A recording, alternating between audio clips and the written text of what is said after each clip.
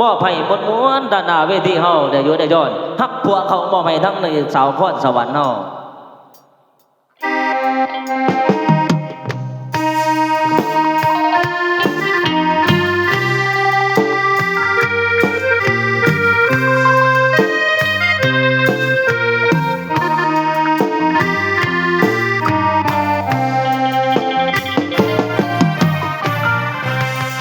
วันใด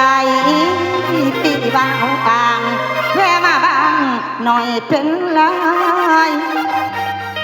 ให้เห็นใจคนคอยวางหาแต่น้ำอ่านบอกก่อนอ่านเดือนหนึ่งมาเพียงครั้งพอมีวางได้หรือไปถึงบ่เป็นเมียใหญ่สลีกำนอหนึ่งหน่อยมีอายแม่นดังกันเด้อนอเด้อจ้าอายเด้อเอาขอเสียงคนมามวนในเด้อ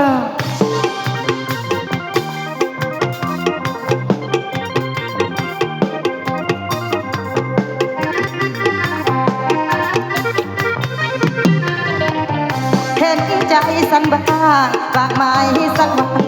ขอเวลาให้สักบ้างได้ไหมช่วยมาเยี่ยมเยือนในกำลังใจอย่าตาเตื้อใหญ่ไปรักแต่ไม่กลับมาโอดหน้าตาหรือพันนาคาส่วนตัวขอตุนหัวจงไม่ยอมเป็นหน้าให้ฉันมาเพราะมีบางเวลา1 เดือนผ่านมาข้างสักคืนก็ยังดี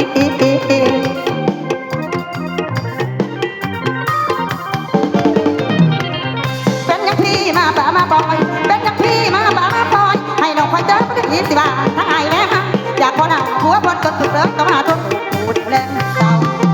นักพวกเขามันจันทรัพย์ดวงใจจะทำยังไงเมื่อมันเป็นไปแล้วแต่ขโมยเขากินเงินแก้วสิ้นมีแววคือปัญญาก็มาค้างเดินดื่นฉันนอนโศกเศร้าบ้านนี้เขาพกอดเมียก็ดูความพันผูกนั้นมันยังขาดใจ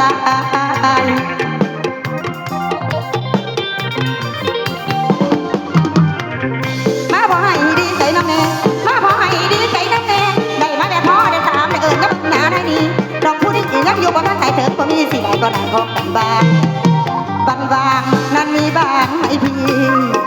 ให้ฉันมี10 บาทเป็นทั้งเป็นน้อยก็ไม่ตื่นใจไหม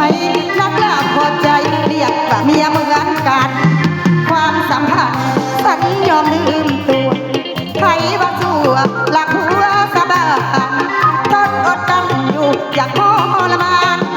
ถูกบาดจานเมียน้อยต้องยังคอยปู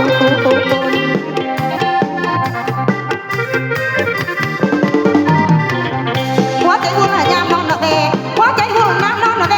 อุกจะได้อุกก็เพื่อนกันบ้างมีบางน้องได้แต่ร้องก็รอได้แต่รอก็แล้วก็รอนอนล้อมหัวเขามันแต่กู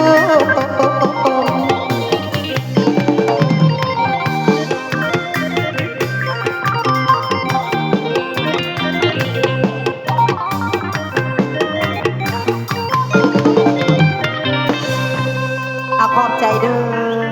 อันอีพ่ออีแม่สักขู่สุขคนพี่น้องจังใดกับครั้งแรกแหกมานพ่อแม่เอ้ย